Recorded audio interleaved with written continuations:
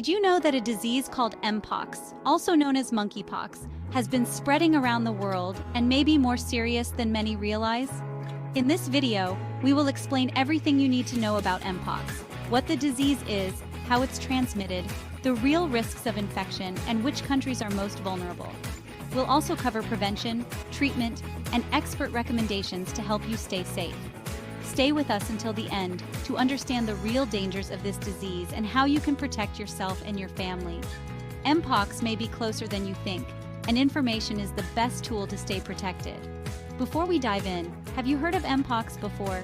Do you know the risks and how this disease can affect your health and the people around you? Let me know in the comments if you were already aware of it and what worries you most about its spread. What is Mpox, monkeypox? Mpox, commonly referred to as monkeypox, is a disease caused by a virus in the same family as the smallpox virus, orthopox virus. Although it was first discovered in laboratory monkeys in the 1950s, the name can be misleading, as the virus primarily affects wild rodents and only secondarily monkeys and humans. The first documented cases in humans emerged in the 1970s, mostly in regions of Central and West Africa. However, in recent years, there has been a significant increase in cases in other parts of the world, including Europe, the United States, and Latin America. What makes this disease so concerning? While Mpox has symptoms similar to smallpox, such as fever, muscle pain, fatigue, and skin lesions, it is generally less deadly. However, some variants of the disease can be severe, especially in children, the elderly, and people with compromised immune systems. The mortality rate of Mpox varies between 1% and 10%, depending on the virus variant and the health conditions of the infected person. How is Mpox transmitted? Mpox is transmitted similarly to other viral diseases. The virus can spread between humans through direct contact with bodily fluids, such as saliva, respiratory droplets, and skin lesions from an infected person. Additionally, contact with contaminated objects like bedding or towels can also be a source of infection. Respiratory droplet transmission typically occurs during close and prolonged contact, making crowded or closed spaces a considerable risk. Unlike COVID-19, Mpox does not seem to spread easily through the air over short distances, which means it spreads more slowly but can still cause localized outbreaks. Did you know about all these transmission routes for Mpox? Drop a comment below if any of them surprised you. If you found this information helpful, make sure to subscribe to our channel for more valuable insights on health and safety. By subscribing, you'll stay updated with the latest information and tips to keep you and your loved ones safe. And don't forget to leave a comment below. What measures are you taking to protect yourself from viral infections? We'd love to hear your thoughts. What are the real risks of infection? Although Mpox cases were initially confined mainly to Africa, the recent surge in outbreaks in other regions of the world has sparked global concern. Until recently, the disease was considered rare outside Africa, but that quickly changed. In 2022, the World Health Organization, WHO, declared Mpox a public health emergency of international concern after a surge of cases in more than 70 countries. The risk of infection is higher for people who have close contact with infected individuals, such as family members or healthcare workers, and in communities where localized outbreaks occur. However, compared to other viral diseases, Mpox is not as easily spread, which helps limit its large-scale transmission. Despite this, people with weakened immune systems, such as those living with HIV, are at a greater risk of severe complications from the disease. A study published in The Lancet Infectious Diseases pointed out that immunocompromised individuals have a higher likelihood of developing more severe cases of Mpox, including secondary bacterial infections and pneumonia.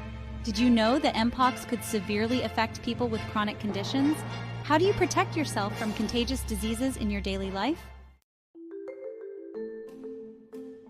Currently, Mpox remains in a stage of ongoing monitoring globally.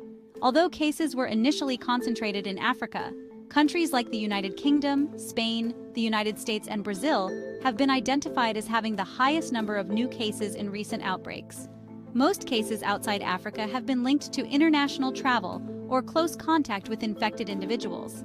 For example, Brazil saw its first cases in 2022 and has become one of the most affected regions in Latin America. Right now, The WHO is working with countries to maintain active surveillance and recommends that nations strengthen their capabilities to identify and contain outbreaks. This includes training healthcare professionals to identify suspected cases and quickly isolate infected individuals. Preventing Mpox is similar to preventing other viral diseases.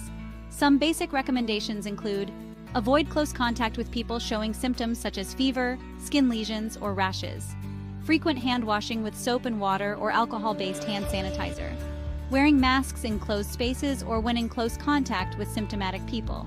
Caution when handling contaminated objects like clothing or surfaces, which may harbor the virus.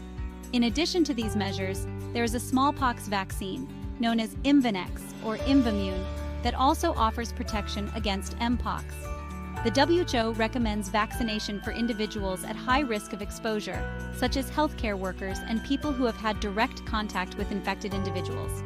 It's important to note that this vaccine is not widely available yet, but efforts are being made to ensure its distribution in affected areas.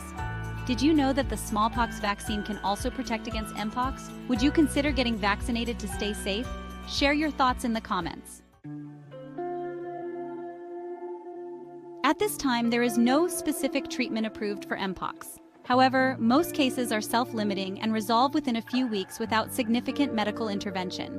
Treatment generally focuses on managing symptoms, such as fever and pain, and addressing secondary infections if they arise.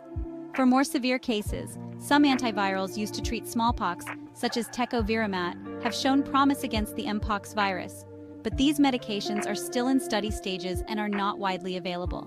Isolating infected patients is crucial to prevent the spread of the virus, and full recovery can take up to 4 weeks. Do you know someone who has been diagnosed with Mpox? How was the treatment process? Share your experiences in the comments to help spread useful information. The main recommendation from experts is to stay informed and follow the recommended preventive measures. Mpox can be controlled through surveillance, good hygiene practices, and vaccination for those most at risk. If you experience suspicious symptoms such as fever, body aches, or skin lesions, seek medical advice immediately and avoid contact with others until a diagnosis is confirmed. Another important point is to combat misinformation. While the disease is concerning, it does not spread as easily as other viral infections like COVID-19, but it still requires attention. Knowledge is your best defense. Do you feel prepared to protect yourself from Mpox? What else would you like to know about this disease? Leave your questions in the comments and let's talk about how to stay safe.